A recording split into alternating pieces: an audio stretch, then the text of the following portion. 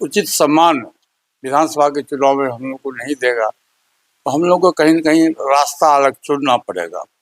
और हमारी तैयारी अब 243 सीट पर है।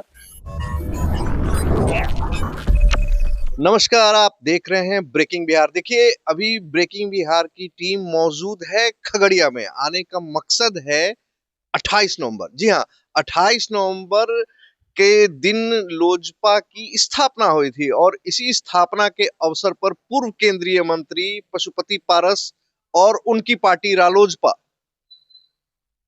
खगड़िया के शहर बन्नी, जो कि रामविलास पासवान का पैतृक घर है, भूमि है, वहां पर रामविलास पासवान और उनके छोटे भाई रामचंद्र पासवान की आदमकद प्रतिमा का अनावरण किया जाएगा। इसके साथ ही वहां पर पशुपति पारस और उनके सहयोगियों के द्वारा अपनी पार्टी का स्थापना दिवस मनाया जाएगा। देखिए, जिस प्रकार से ये स्थापना दिवस मनाने की बात हो रही है, कहीं ना कहीं इस स्थापना दिवस के बहाने खगड़िया में पशुपति पारस और उनके लोगों के द्वारा शक्ति प्रदर्शन की भी बात सामने आ रही है। क्योंकि जिस प्रकार से पटना में चिराग पासवान को पशुपति पारस की पार्टी का आवास हस्तांतरित होता है और जिस प्रकार से धूमधाम से पटना में भी चिराग पासवान के द्वारा लोजपा के स्थापना दिवस को मनाने की तैयारी की जा रही होती है, यहाँ पर अब संघर्ष की स्थिति बनी आ रही है। देखिए, पशुपति पारस से अभी हमारी बातचीत हुई और बातचीत के दरमियान पशुपति पारस ने कहा, राजनीति में साधुओं की कोई जमात नहीं होती है, हमें कार्यकर्ताओं की भावनाओं का सम्मान करना पड़ेगा। अब कार्यकर्ताओं की भावना का सम्मान करने की बात जहां आती है तो राजनीतिक हित जरूर देखे जाते हैं कार्यकर्ताओं के साथ में। तो इसके बहाने ये देखना होगा, ये दिखाने की होड़ है कि बिहार के दलितों पर कौन सा गुट कितना प्रभाव डाल सकता है। देखिए, पशुपति पारस से हमारी बात हो रही है। पूर्व केंद्रीय पशुपति पारस ने क्या कहा? स्थापना दिवस मना रहे हैं, किस प्रकार की तैयारी है? देखिए, आप सब लोगों को जानकारी है कि हमारे बड़े भाई साहब जो पिता तुल्य थे, पद्म भूषण रामविलास पासवान जी, और हमारा छोटा भाई अनुज स्वर्गीय रामचंद्र पासवान जी, ये दोनों भाई मुझको छोड़ के चले गए। और हमारे तीनों भाई में जो प्यार और मोहब्बत था, शायद पूरे बिहार के लोग जानते हैं। हमारे तीनों भाई में काफ़ी घनिष्ठता थी और 72-73 वर्ष की उम्र तक हम लोग जब कभी रहे, किसी को, बाहरी आदमी को, किसी को ये अंतर नहीं बुझाया कि रामविलास है कि पारस है कि रामचंद्र। लेकिन आज मुझको दुख है कि बड़ा भाई और छोटा भाई मुझको अकेले छोड़ के चले गए। उन्हीं का कल जो मेरा पैतृक गांव है सहरबन्नी, जहां हम लोग पैदा लिए, पढ़े लिखे, आगे बढ़े, सांसद बने, विधायक बने, उस गांव में पद्म भूषण रामविलास पासवान जी का आदमकद मूर्ति एवं छोटे भाई रामचंद्र पासवान जी का आदमकद मूर्ति का अनावरण है। और संजोग है, मूर्ति का अनावरण, और संजोग है कि कल पासवान जी के द्वारा जो 2000 ईस्वी में 28 नवंबर 2000 ईस्वी को जो पार्टी की स्थापना की गई थी दिल्ली में के रामलीला मैदान में, कल उसका स्थापना दिवस हुई। ये संजोग कहिए, कल उनके द्वारा स्थापना दिवस भी है और कल मूर्ति का अनावरण है। और गांव में कई इलाके के काफ़ी लोग एक सुन के काफ़ी लोगों में काफ़ी खुशी है और काफ़ी तैयारी भी है।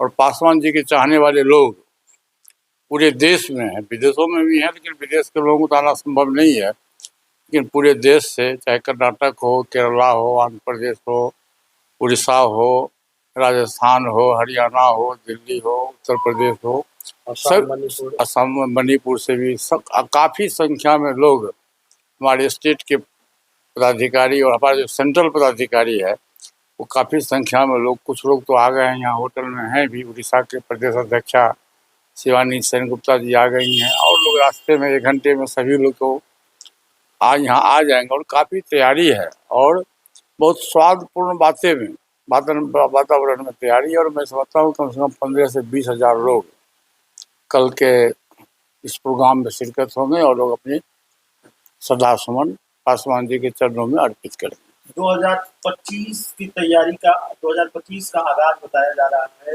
चर्चा बहुत है और ये खबर भी है कि बहुत सारे लोग कल पार्टी से जुड़ने वाले हैं, आरएलजेपी में शामिल होने वाले हैं। ऐसा है जागिए कि राजनीति करने वाला आदमी साधु का जमात नहीं होता है। हम लोग का पूंजी ही वही है। और एनडीए गठबंधन के तहत जब हम थे 2014 से लेके अभी तक हैं, लेकिन जब लोकसभा का चुनाव हुआ तो हमारी पार्टी के साथ और व्यक्तिगत रूप से हमारे साथ, आपको जानकारी होनी चाहिए कि हमारी पार्टी दलित की पार्टी है। मैं खुद दलित का नेता हूँ, लेकिन हमारे साथ नाइंसाफ़ी हुआ, हमारे पार्टी के साथ नाइंसाफ़ी हुआ। फिर भी व्यक्तिगत हित और दल के हित को माइनस करते हुए मैं राष्ट्र हित में, देश की इच्छा थी कि तीसरी बार भी देश में विश्व का सबसे लोकप्रिय नेता आदरणीय श्री नरेंद्र मोदी जी के नेतृत्व में सरकार बने। और हम लोगों ने व्यक्तिगत इच्छा को दबाते हुए, पार्टी की इच्छा को दमन करते हुए हम लोग राष्ट्र हित में हमारी पार्टी ने फैसला लिया कि हम एनडीए गठबंधन के तहत रहेंगे। और हम लोगों ने पूरी ईमानदारी से एनडीए गठबंधन को क्या साथ निभाया। अब 6 महीना बीतने वाला है, लेकिन अब हमारी पार्टी की जो कार्य समिति की बैठक हुई थी 1 महीना पहले, उसमें अधिकांश हमारे लोगों की राय है कि यदि एनडीए गठबंधन उनकी भाजपा जो उचित सम्मान विधानसभा के चुनाव में हम लोग को नहीं देगा तो हम लोग को कहीं न कहीं रास्ता अलग चुनना पड़ेगा। और हमारी तैयारी अब 243 सीट पर है और अभी अपनी पार्टी के संगठन को 243 सीट पर संगठन को मजबूत करेंगे।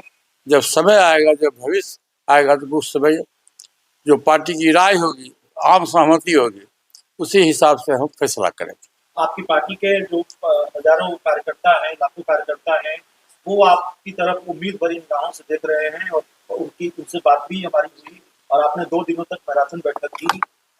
क्या कल ये माना जाए कि कार्यकर्ताओं की भावनाओं का सम्मान होगा और पशुपति पारस कार्यकर्ताओं की भावनाओं का सम्मान करते हुए?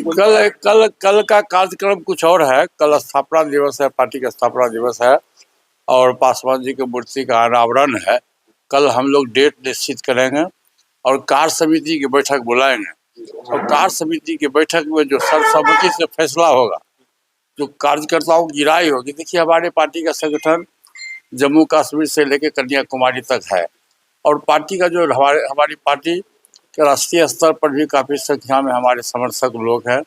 और आपको पता है कि हमारी पार्टी के साथ साथ दलित सेना हमारा है, जो सामाजिक संगठन है, और दलित सेना का विस्तार और जनाधार नॉर्थ इंडिया से अधिक साउथ इंडिया में है। तो जब हम लोग कार्य समिति की बैठक बुलाएंगे, उस बैठक में हमारी पार्टी के लोग रहेंगे और दलित सेना के भी लोग रहेंगे। उसमें जो आम सहमति बनेगी, कार्यकर्ताओं की भावना को देखते हुए हम फैसला लेंगे। तो जैसा कि आपने देखा, पशुपति पारस ने काफी साफ शब्दों में अपनी भावनाओं को जाहिर कर दिया। देखिए, खबरों का सिलसिला अभी हमारे साथ लगातार बरकरार रखें, क्योंकि अभी हम कल 28 नवंबर के दिन खगड़िया शहर में ही रहेंगे और यहाँ की पल पल की जानकारियों से आपको अवगत कराते रहेंगे। तब तक के लिए दे हमें इजाजत। नमस्कार।